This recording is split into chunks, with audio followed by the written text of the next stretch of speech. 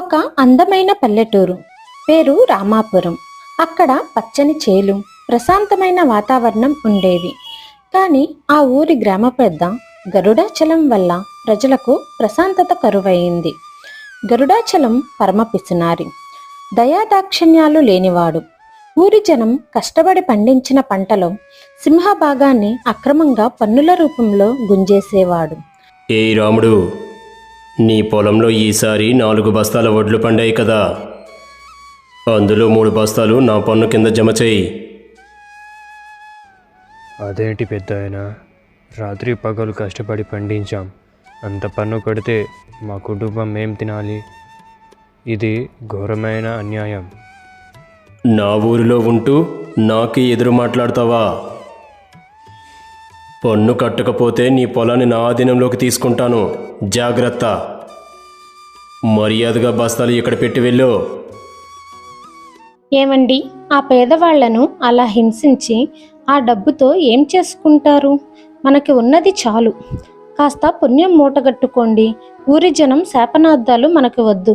నువ్వు నోరు మూసుకో పార్వతి. లోకంలో డబ్బు కంటే ఏదీ ఎక్కువ కాదు.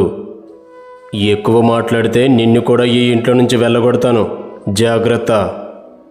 రోజు రోజుకు గరుడాచలం అక్రమాలు శృతిమించిపోతున్నాయి.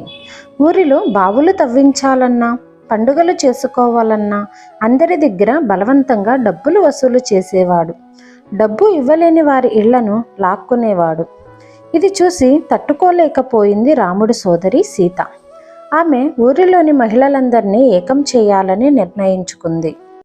అక్కలారా, చెల్లెల్లారా, ఆ గ్రామ పెద్ద అన్యాయాన్ని మనం ఇంకా ఎంతకాలం భరిద్దాం? మన కష్టార్జితాన్ని అంతా ఆ పిసినారి నోట్లో పోస్తున్నాం. మనం మారాలి, తిరగబడాలి. కానీ సీత, ఆయన పెద్ద మనుషుల బ్యాక్గ్రౌండ్ ఉన్నవాడు. మనల్ని ఊరి నుంచి వెళ్ళగొడతాడేమో. న్యాయం మన వైపు ఉంది. పార్వతమ్మ గారు కూడా మనకు సపోర్ట్ చేస్తారు. రేపు ఆయన పన్ను వసూలు చేయడానికి వస్తే ఏ ఒక్క మహిళ ₹1 కూడా ఇవ్వకూడదు. అందరం కలిసి నిలబడదాం. ఏంటి సీత, మీ ఇంటి పన్ను ఇంకా రాలేదు? చట్టాన్ని అతిక్రమిస్తే శిక్ష తప్పదు. ఇవ్వం పెద్దాయన.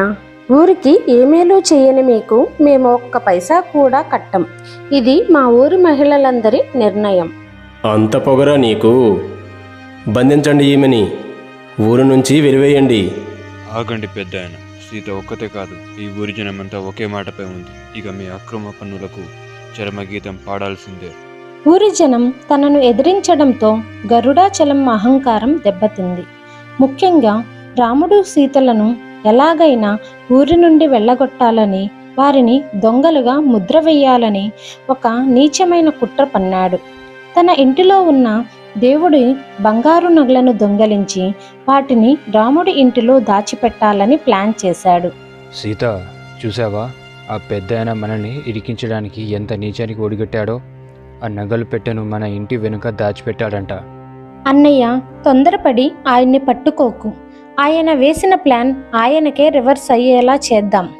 ఆయన వెళ్ళిపోయాక ఆ నగలను అక్కడ నుంచి తీసి ఆయన ఊరిలో దాచిన అక్రమ ధనం ఉన్న రహస్య గదిలోనే పెడదాం. రేపు ఊరి ముందే నిజం తేలుతుంది. మరుసటి రోజు ఉదయం గరుడాచలం పెద్ద నాటకానికి తెరలేపాడు. ఊరి జనాన్ని అంతా రచ్చబండ దగ్గరికి పిలిపించి నగల దొంగతనం జరిగిందని అరిచాడు. జనులారా, నా ఇంట్లో దేవుడి నగలు దొంగతనం జరిగాయి. నాకు రాముడు సీతలపైనే అనుమానంగా ఉంది. వాళ్ళ ఇల్లు వెతకాలి, వాళ్ళను శిక్షించాలి. ఆగండి, నగల దొంగతనం జరిగింది. రాముడు ఇంటిలో కాదు. అసలు దొంగ ఎవరో నాకు తెలుసు. పార్వతి, భర్తకే ఎదురు చెప్తున్నావా? ఏం మాట్లాడుతున్నావు నువ్వు? నీకేమైనా పిచ్చా? నాకు కాదు, డబ్బు పిచ్చి మీకు పట్టింది. నిన్న రాత్రి మీరే ఆ నగలను దొంగతనంగా తీసుకువెళ్లడం నేను కళ్ళారా చూశాను. అవును ప్రజలారా, ఈయన మా ఇంటిలో పెట్టాలనుకున్న నగలు ఇప్పుడు ఆయన ఊరి జనం నుంచి దోచుకున్న ధనం దాచిన రహస్య గదిలోనే ఉన్నాయి. పదండి, అందరం చూద్దాం. చూసారా ఊరి ప్రజలారా, మనల్ని హింసించి ఆకలితో అలమటించేలా చేసి ఈయన కూడబెట్టిన పాపపు సొమ్ము ఇది. తాను చేసిన తప్పులన్నీ బట్టబయలు కావటంతో ఊరి జనం గరుడాచలాన్ని ఊరి నుంచి వెలివేయాలని, కొట్టాలని నిర్ణయించుకున్నారు. నమ్మిన భార్య పార్వతమ్మ కూడా అతన్ని అసహ్యించుకుని దూరంగా నిలబడింది. అంతా తనను ద్వేషిస్తుండటం, అవమాన భారంతో గరుడాచలానికి తీవ్రమైన ఆందోళన కలిగి ఒక్కసారిగా గుండె నొప్పితో కింద పడిపోయాడు. నన్ను కాపాడండి, దయచేసి నన్ను కాపాడండి. నా ప్రాణాలు పోతున్నాయి. నా డబ్బులన్నీ మీరే తీసుకోండి. నన్ను బ్రతికించండి. డబ్బు మనుషుల్ని బతికించదు పెద్దాయన, మానవత్వం బతికిస్తుంది. పద అన్నయ్య, వైద్యుణ్ణి తీసుకువద్దాం. నన్ను క్షమించండి పిల్లలారా. మిమ్మల్ని అంత హింసించినా, మీపై దొంగతనం మోపాలని చూసినా మీరు నా ప్రాణాలు కాపాడారు. ఈ డబ్బు అహంకారం ఎంత వ్యర్థమో నాకు ఈ రోజే అర్థమైంది. మనుషుల ప్రాణాల కంటే ఏదీ ఎక్కువ కాదు. ఇప్పటికైనా మీ తప్పు తెలుసుకొని మారారు. నాకు అదే 10,000. గ్రామ ప్రజలారా, నేను అక్రమంగా వసూలు చేసిన ప్రతి పైసా మీదే. ఈ ధనంతో మన ఊరికి మంచి పాఠశాల, ఉచిత వైద్యశాల కట్టిస్తాను. నా పొలాలన్నీ ఊరి పేరున రాస్తాను.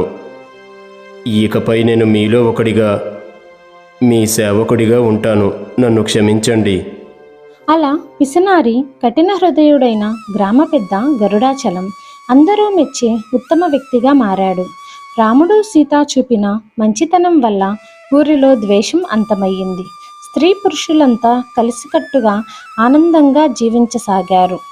రామాపురం మళ్ళీ పచ్చని తోరణమై ఆనంద నిలయంగా వెలిగింది. మరెన్నో కథల కోసం మా ఛానల్ని సబ్స్క్రైబ్ చేసుకోండి. Golden book stories.